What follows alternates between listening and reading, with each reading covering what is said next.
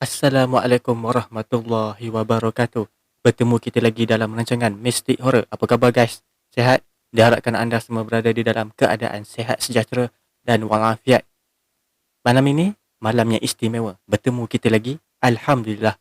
Dan pada malam ini, saya nak bawakan kepada anda 3 kisah seram berkaitan dengan pekerjaan pemandu lori ataupun bahasa sekarang lah. Bahasa netizen sekarang kita panggil apa tu? Pilot darat. Pilot darat. Dia orang ni pun hati kental juga, especially yang bawa barang, kayu balak kan, tengah-tengah malam. Dengar kata gaji masuk. Memanglah gaji masuk memang kenalah dengan orang kata apa? Dengan beban kerja dia tu. Jadi dia orang ni respect lah kat dia orang kan. Bersengkang mata hantar barang sana sini, travel jauh-jauh kan, demi nak hantar. Kalau tak ada abang pilot darat ni, tak tahulah apa jadi kat kita ni kan, yang kita order-order barang kan. Jadi pada malam ini saya dedikasikan video ni untuk subscriber kita. Dia request nak kisah pilot darat. Jadi pada malam ini kita tunaikan hajat permintaan daripada subscriber kita. Jadi jom tanpa buang masa, kita teruskan dengan kisah yang pertama. Kisah yang pertama bertajuk Kisah Seram Jadi Kelindan Lori. Okey, jom.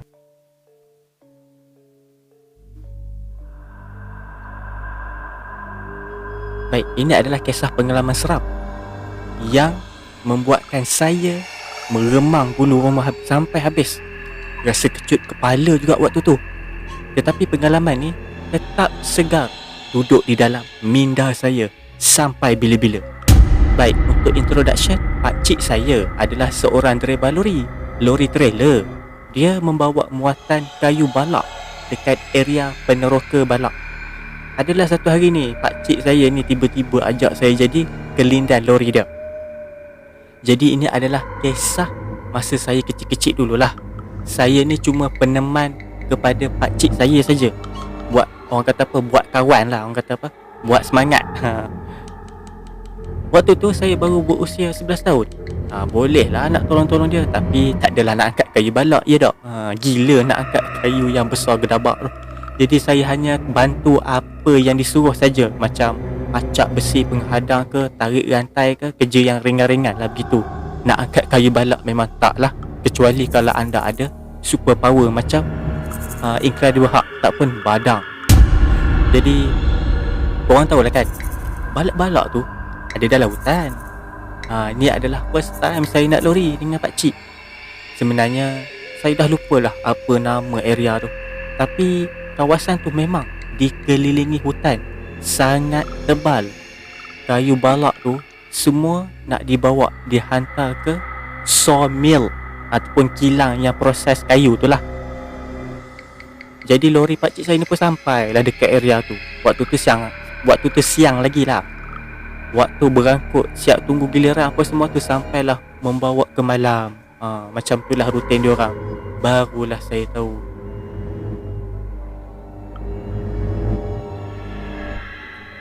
Perjalanan pula rasa sangat jauh. Jadi bila lori dah bawa muatan berat, jadi of course lah tak boleh buat laju, betul tak?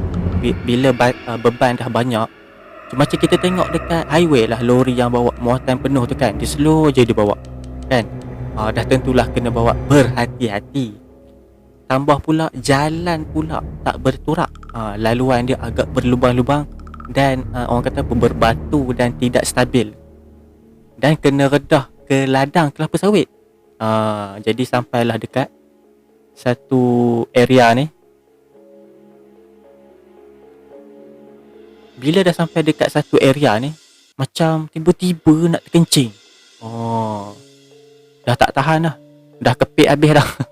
Dah tak tahan dah. Jadi saya pun terpaksalah cerita kan, pakcik saya nak kencing. Tapi pakcik saya pula suruh tahan dulu, tak bagi kencing lagi. Sebab Mungkin waktu tu kawasan dia tak sesuai nak berhenti. Jadi pakcik saya ni pun katalah, kenapa nak berhenti tengah-tengah hutan ni? Kat depan tu nanti baru boleh turun kencing. Jadi nak tak nak kena tahan jugalah. Aduh ya. Jadi punya lama dah tahan kencing tu, akhirnya sampai juga dekat kawasan yang gelap. Jadi pakcik saya ni pun cepat-cepat berhentikan lori dia dekat dengan simpang yang nak exit ke highway ataupun jalan raya. Bila sampai dekat kawasan yang tempat saya nak buang hajat ni, nak kencing, tiba-tiba dari dalam lori lagi, saya tak turun lagi ni, saya dah rasa seram sejuk. Al-maklumlah, keadaan dia gelap dan hanya bertemankan lampu lori pakcik saya saja. Boleh kata kawasan tu memang gelap gila. Tak ada apa-apa langsung. Boleh kata kalau orang buang mayat pun tak tahu. Kalau kena bunuh ke kat situ, memang tak tahu. Gelap gila. Gila pun tak gelap macam tu. Yang ni saya tambah. Jadi dalam kepala saya waktu tu, saya baru berfikir, menyesal pula aku ikut pakcik saya ni lah. Tapi disebabkan upah yang lumayan pada masa tu, saya sanggup. Sebenarnya saya tak pernah terlintas nak menghadapi situasi dan perasaan takut macam ni. Ini adalah satu perkara yang memang budak darjah 5 macam saya waktu tu, kira dah, orang kata apa, waktu tu the big moment lah in my life. Bayangkan nak kencing dekat area yang gelap, hanya lampu lori je. Bayangkan kalau lampu lori terpadam, gelap. Bila saya turun, aura seram tu dah mari dah. Tiba-tiba seluruh badan saya jadi geli-gelemat, macam orang kata apa, dia macam meremang. Jadi saya try nak tenangkan perasaan saya. Saya kuatkan diri, saya pergi juga dekat semak tu. Saya pun buanglah air kecil. Waktu saya tengah buang air ni ataupun tengah kencing, rasa risau tu makin kuat. Kepala saya macam dah kembang. Dan waktu tengah kencing tu, kepala ni tiba-tiba rasa nak tengok aje, tak tahulah kenapa. Dah habis lawan dah. Dah tak nak tengok yang sebenarnya, sebab saya dapat tahu ada benda yang tak kena. Tak tahulah, tapi saya dapat rasa dekat lori pakcik saya tu ada benda tengah tengok saya kencing. Tapi kepala saya ni dia nak tengok juga, dia rasa nak tahu juga. Last kali saya tewas dengan rasa ingin tahu saya.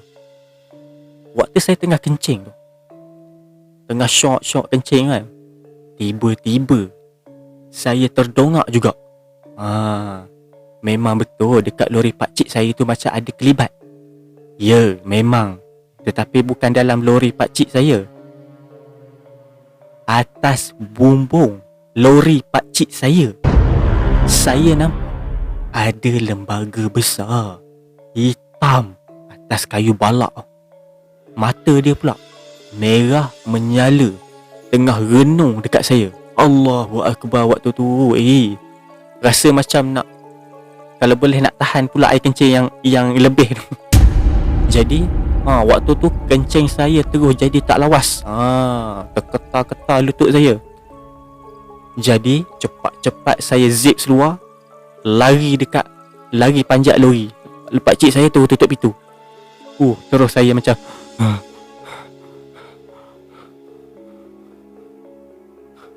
Jadi pakcik saya ni pula tiba-tiba boleh tanya, dah siap ke? Nak siap apa bendanya? Kencing pun tak lawas. Aku nampak hantu.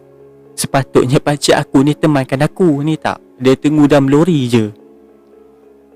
Lidah saya waktu tu terkunci, tak dapat nak cakap apa-apa dah.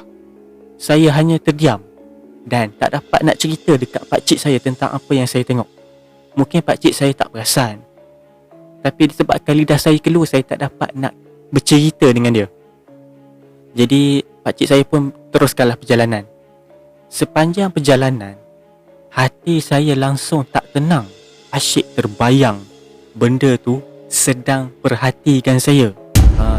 Kalau awet tenung okey lagi. Ini makhluk alam sebelah. Seram. Dia punya seram tu tak tahulah. Macam kita kena renung tajam. Macam ada orang psikopat tengok kita. Macam tu lah rasa dia. Dan itu adalah pengalaman pertama dan terakhir saya ikut pakcik saya nak lori. Lepas insiden tersebut, pakcik saya ajak lagi. Time tu saya dah tolak lah. Serius, saya dah serik. Baru kena renung, belum dia sergah. Dah bertaubat, tak nak keluar dah. Jadi walau apa pun, perkara tu semua dah berlalu. Hanya tinggal kenangan. Tapi kan, saya dah fobia. Nampak lori trailer, mesti teringat lembaga hitam tu kat atas. Contohlah macam berselisih dengan lori balak ke apa kan, mesti saya akan pandang ke atas kayu balak tu. Sebab trauma. Tapi pelik, waktu saya terdongak makhluk tu, Dia macam gorila tau. Gorila tapi bermata merah. Dia berbulu. Walaupun saya tak nampak jelas, tapi saya tahu daripada samar-samar saya pandang tu, dia nampak macam Gundurwo, hantu raya. Jadi itu sajalah kisah saya tentang pengalaman jadi kelindan lori. Terima kasih kepada Rashid Salim yang sudi tulis kisah saya. Jika ada yang tak seram, minta maaf. Tetapi bagi saya, ini adalah kisah yang paling meninggalkan kesan dalam hidup saya. Sekian, terima kasih. Jom kita teruskan dengan kisah kedua. Kisah kedua bertajuk Pemandu Lori. Kisah dia, tajuk besar dia adalah Kisah Seram Pilot Darat. Ini adalah kisah yang kedua. Okey, kisah kali ini adalah pengalaman daripada salah seorang member adik ipar aku. Jadi aku pun sebenarnya cukup takut nak type ni, tapi aku nak berkongsi juga kisah ni dengan anda semua ataupun korang semua. Baik, kawan adik ipar aku ni nama dia Saiful, bukan nama sebenar. Tapi cerita dia bermula bila Saiful ni bukan nama sebenar. Dia adalah driver lori. Lori trailer yang besar tu. Pada hari yang berlaku tu ataupun hari kejadian tu, Saiful diberi tugasan oleh majikan dia untuk hantar satu muatan. Tak pasti apa dia muatan tu, tapi tempat nak hantar tu Melaka. Destinasi dia Melaka. Malam tu jugalah dia bergerak daripada tempat kerja dia. Pukul 10 malam dia start bergerak. Bukan apa, si Saiful ni dia tak nak terlewat hantar barang tu. Sebab kalau ikut kata pengurus dia ataupun majikan dia, barangan ni amat penting ataupun urgent, mesti sampai sebelum subuh. Jadi Saiful ni pun drive lori dia dengan cermat. Dia drive seorang diri. Disebabkan kawan kelindan dia tu ataupun partner dia tu tak dapat ikut kerana terpaksa ambil MC, demam. Kebetulan malam tu malam Jumaat. Sebelum kawan dia pergi tu, sebelum si Saiful ni pergi ni, member Saiful ni ada pesan dekat Saiful ni, jangan berhenti kalau ada siapa-siapa tahan lori dia. Lokasi tu bila sampai dekat paguh, dekat paguh ni, jalan paguh ni, kalau ada orang yang tahan, tak kisahlah siapa-siapa pun, jangan berhenti, drive straight saja. Tapi Saiful ni pada mulanya dia anggap macam pesanan member dia ni macam tak penting lah, tentang alam mistik alam sebelah tu lah. Dia anggap macam macam tu lah, dia pandang rendah lah. Jadi objektif Saiful ni, dia nak sampai cepat sebelum subuh kat destinasi iaitu Melaka. Saiful terus pasang radio dekat lori dia dengan suara yang agak slow untuk tahan mata dia daripada mengantuk. Jadi Saiful ni ada bawa bekalan makanan ataupun minuman yang wife dia sediakan. Bekalan makanan tersebut masih tak terusik. Dia tak makan lagi lah. Dia drive. Sambil dia drive tu kan, dia drive, dia jeling tangan, jam tangan. Baru pukul 11.30. Itu adalah keluh Saiful bersendirian. Dia bercakap dalam hati. Saiful ni pun dia teruskan driving je. Bila sampai dekat paguh, ni yang jalan kawan dia cerita tadi ni. Dalam samar-samar tu dia tengok, Saiful ni tengok ada 3 kelibat. Nak describe kelibat tu pula, kelibat ni terdiri daripada seorang wanita dalam usia 30-an ataupun pertengahan umur, dan seorang budak perempuan berusia 13 tahun, dan seorang lagi budak lelaki mungkin dalam umur 5 tahun. Jadi complete lah 3 orang, 3 entiti di tengah jalan dekat paguh. Saiful bila dia tengok kelibat tu, baru dia teringat pesanan member dia pagi tadi. Jangan berhenti, drive terus. Jadi itulah yang dibuat oleh Saiful. Dia hiraukan, dia tidak endah pun kelibat tu, dia teruskan dia punya drive. Dan dia tak tengok langsung kelibat tu. Bila lori dia lintas kelibat tu kan, bila dia lalu, Saiful tak pandang lah, dia teruskan. Dan bila dia dah jauh daripada kelibat tu, time ni lah Saiful pandang side mirror. Bila dia tengok side mirror, ketiga-tiga kelibat tadi gaib macam tu. Jadi lepas dia tengok, sini seram. Lepas dia tengok side mirror tu, anda bayang lepas dia tengok side mirror tu, bila dia masukkan balik, bila dia fokuskan balik mata dia ke jalan, bila dia dah duduk, bila kepala dia macam dia tengok side mirror, dia tengah drive, tepi Saiful, 3 kelibat tadi dah ada tepi dia. Terkejut si Saiful ni sampai hilang kawalan lori dia, terus aksiden terbabas. Disebabkan Saiful panik, terkejut. Mana tak terkejut, bayangkan anda jumpa 3 kelibat. Bila anda lintas kelibat tu, anda tak berhenti, tak bagi tumpang. Bayangkan lepas anda tengok side mirror, bila anda tengok balik tepi anda, terus ada 3 kelibat tadi. Terkejut si Saiful ni sampai aksiden, lori dia hilang kawalan. Jadi selepas sebulan kejadian tu berlaku, barulah Saiful ni buka mulut. Selama sebulan tu lah dia mendiamkan diri, dia tak cerita. Lepas sebulan baru dia buka mulut. Tapi si Saiful ni dia cerita pengalaman seram tu dekat adik ipar aku, dan adik ipar aku sampaikan dekat aku, dan inilah dia hasil dia, aku sampaikan kepada anda semua. Tapi lepas kejadian tu lah Saiful ni dah tak berani lagi nak lalu kawasan tu, disebabkan ini bukan mitos, ini adalah kisah benar. Saiful ni nama samaran saja, nama sebenar tak diceritakan. Tapi kejadian ni memang betul-betul berlaku. Tapi itulah, dia rasa menyesal pula dengan member dia, si Saiful ni, dan dia pergi minta maaf sebab pandang rendah pada nasihat dia. Tak dengar kata lah, orang kata kan, tak dengar kata.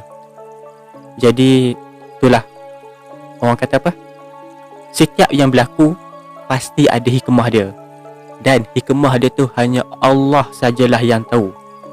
Ada sebab dia, macam kenapa kelibat tersebut membuatkan si Saiful ni aksiden. Mungkinlah Allah nak menyedarkan kepada si Saiful ni bahawa dunia alam gaib memang wujud, dan dia berkongsi alam dengan kita.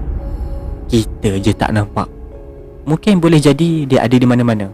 Mungkin dia ada dekat rumah lama, mungkin dia ada dekat semak samun, mungkin dia ada dalam hutan, tak pun dia mungkin dia berada di dalam bilik lama ataupun rumah lama. Di mana-mana saja berkemungkinan, dan berkemungkinan dalam rumah kita. Jadi sebab itulah kita sebagai orang Islam kenalah kuatkan diri dengan semayang, zikir, mengaji Quran dalam rumah dan sebagainya, sebagai pendinding. Jadi itulah, setiap kejadian yang berlaku pasti berlaku dengan izin Allah ataupun biiznillah. Okey, itu sajalah kisah daripada Saiful Bukan nama sebenar. Tajuk dia pun pemandu lori. Nama penulis tak diceritakan. Jadi jom kita terus dengan kisah seram pemandu lori yang terakhir. Okey, baik. Ini adalah kisah yang terakhir bagi kisah pemandu ataupun pilot darat. Kisah seram pilot darat. Kisah pemandu lori yang memandu seorang diri jam 3 pagi. Baik. Nama aku Mat, bukan nama sebenar. Jadi ini adalah kisah seram waktu aku drive lori dalam 8 tahun lepas lah yang dah berlaku. Jadi aku ni seorang driver lori kan. Aku suka drive lori sebab ini adalah pekerjaan yang aku suka. Jadi adalah satu hari tu aku dapat tugasan kena hantar barang ke satu lokasi dekat Lumut, Perak. Jadi aku pun mulalah bertolak daripada KL ke Lumut. Aku akan ikut Highway Plus Utara Selatan exit di Bidur.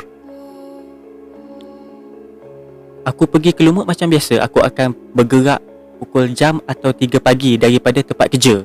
Jadi aku bolehlah bawa lori secara tenang dan relax sebab highway lengang pada pukul 3 pagi. Disebabkan majikan aku nak barang ni sampai sebelum subuh, jadi aku kena cepat. Tepat jam 4.30 pagi aku dah mula duduk di atas highway. Waktu tu highway lengang, jarang ada kereta. Ada tapi tak banyak. Jadi aku pun memandu macam biasa sambil ditemani oleh lagu jiwang, lagu rock kapak 90-an. Aku bawa lori. Dalam aku tengah bawa lori tu, tiba-tiba atas waktu aku tengah bawa lori tu, tiba-tiba macam aku nampak atas signboard highway kan, yang kita lalu highway kan, dia ada signboard yang jenis atas tu kan. Waktu tu aku tak perasan lagi. Tapi waktu aku tengah drive lori ni, tiba-tiba aku nampak macam ada kain rentang. Tapi aku tak pastilah kain rentang ke bukan. Tapi aku anggap je lah itu banner ataupun orang gantung buat iklan produk. Tapi bila fikir balik, nak kata banner, kenapa nampak macam kain lusuh? Dia bertinggi atas tu. Aku cakap dalam hati, takkanlah banner lusuh kot. Kalau banner mesti ada gambar produk ataupun gambar iklan. Tapi ni dia macam koyak-koyak rabak. Itu yang aku fikir.